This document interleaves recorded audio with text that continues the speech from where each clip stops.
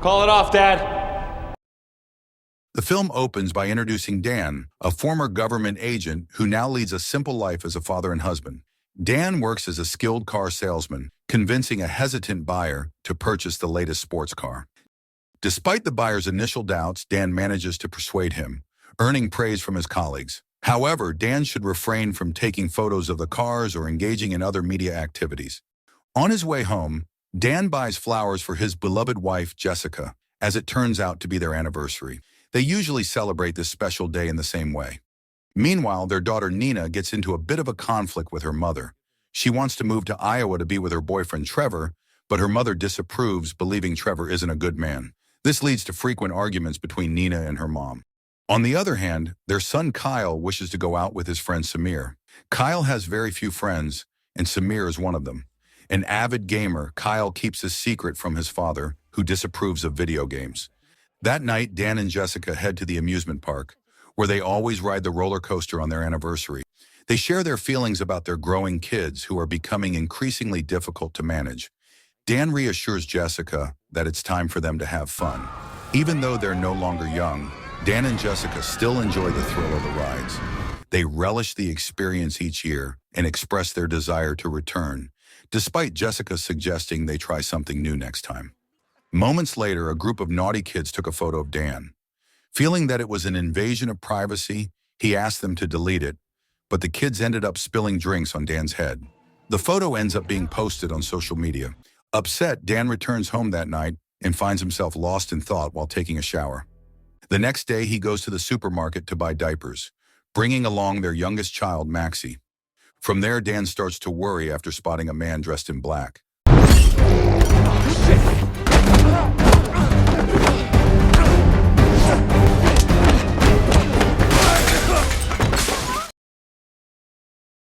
The man aggressively attacks Dan and Maxie. However, Dan skillfully fights back, revealing impressive combat skills.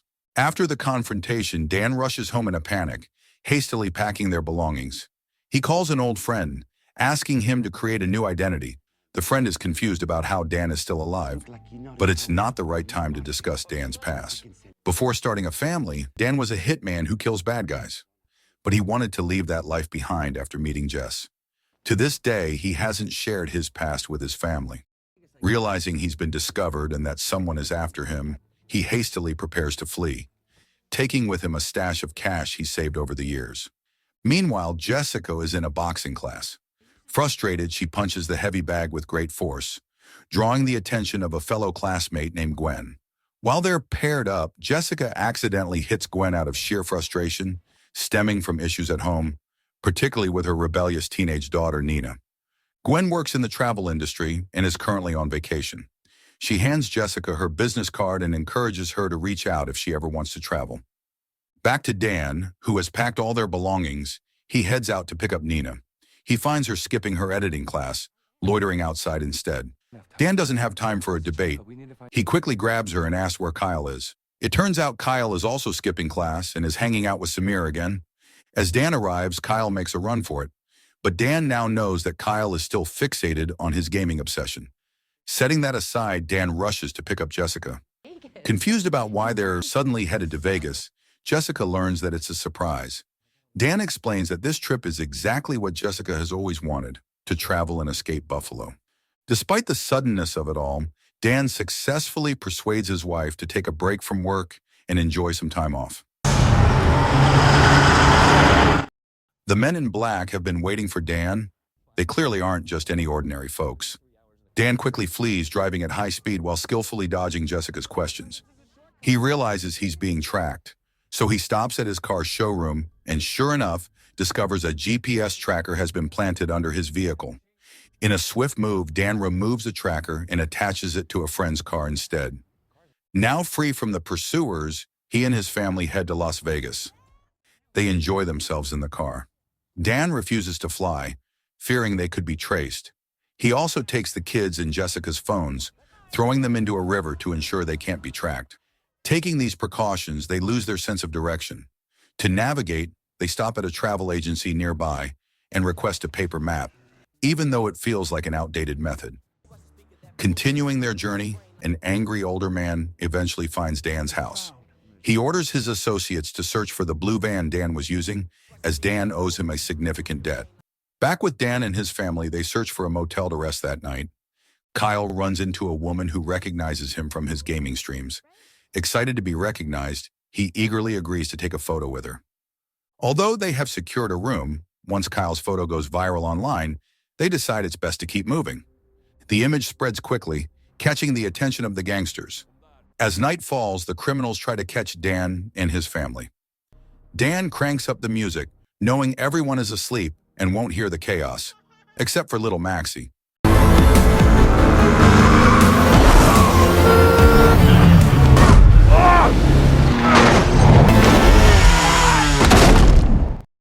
Dan drives through the night until morning, finally arriving in Iowa, the city where Nina wants to attend college. She immediately suggests they explore the area.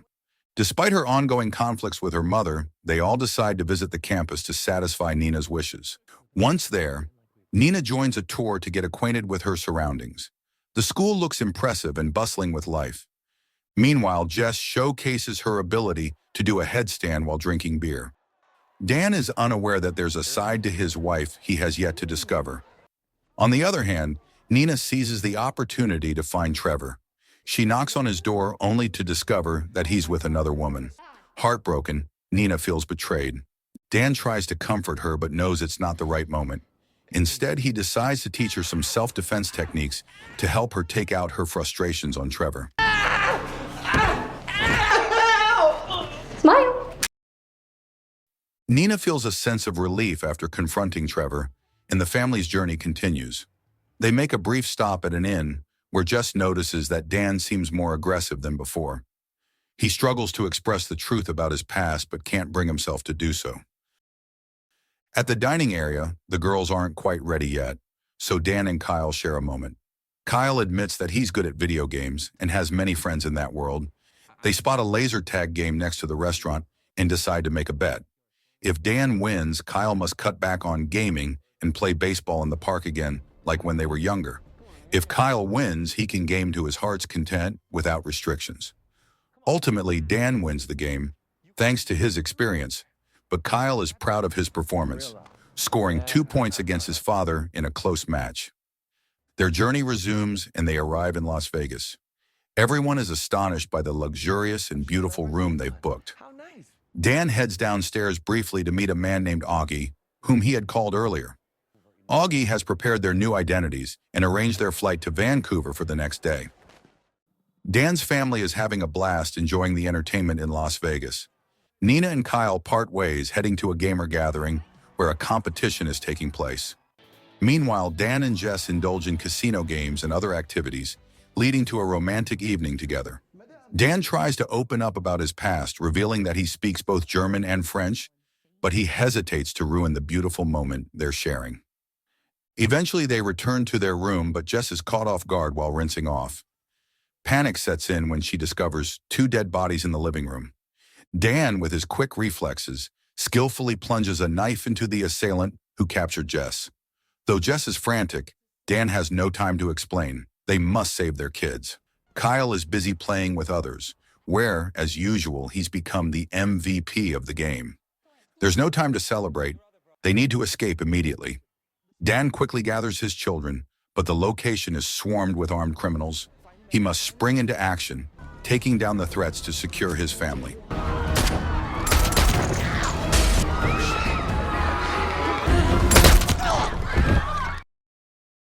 That night, Dan reveals everything about his past, that he was a former CIA agent who eliminated dangerous criminals. However, his father became greedy and began selling him to the highest bidders for more money. Dan's family is shocked to hear this revelation. This is why Dan has always been anti-social media and excelled at laser tag. Jess is deeply disappointed and decides to take the kids with her until everything is resolved, even though Dan argues that it could be more dangerous. Is this for us? Hi. Jess contacts Gwen, her acquaintance from the boxing class. However, it turns out to be a trap, as Gwen is working for Dan's grandfather, McGaffrey. Dan's family is taken captive. Desperate, Dan realizes he must go somewhere to save them. When Dan confronts his father, he is coerced into returning to work for him, or his family will remain in danger. Though Dan is unwilling, he reluctantly agrees. Gwen demands a moment alone with Dan, while the others head downstairs first. In the elevator, Kyle presses all the buttons, hoping to delay their descent. Jess discusses with the kids, expressing that they can't leave Dan behind. Determined, they push one of the guards, causing him to fall to the bottom of the elevator shaft. They are now determined to help Dan. Meanwhile, Dan is with Gwen, his obsessed ex-girlfriend, before he is knocked unconscious. Dan must fight his father again to settle things once and for all. He instructs Kyle to control the drone, as Kyle is an expert at handling such things in video games. Together, they battle his father's forces, and Dan embraces his old self once more. Come on!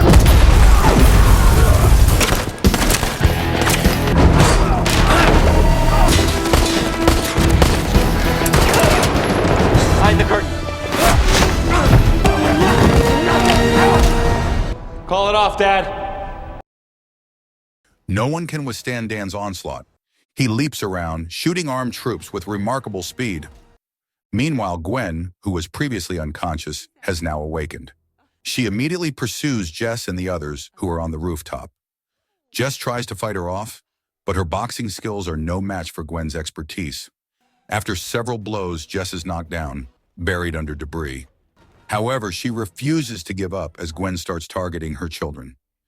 Jess, once skilled in pole vaulting during college, pretends to attempt a daring move using a broken piece of wood. This inadvertently sharpens the wood, making it more dangerous, and Jess hurls it at Gwen. With that, Jess emerges victorious, and they rush to join Dan.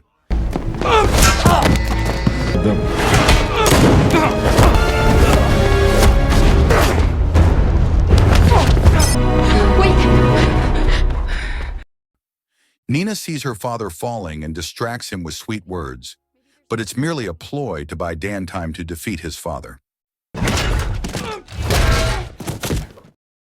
In the end, Dan and his family triumph, capturing McGaffrey and his henchmen. 6 months later, they are living normal lives. Jess has become a fitness trainer. Nina is diligently continuing her studies, and Kyle still enjoys his gaming time. The family is happy and free from danger. Dan promises there will be no more secrets. And with that, the film concludes. Thanks for watching. See you in the next video.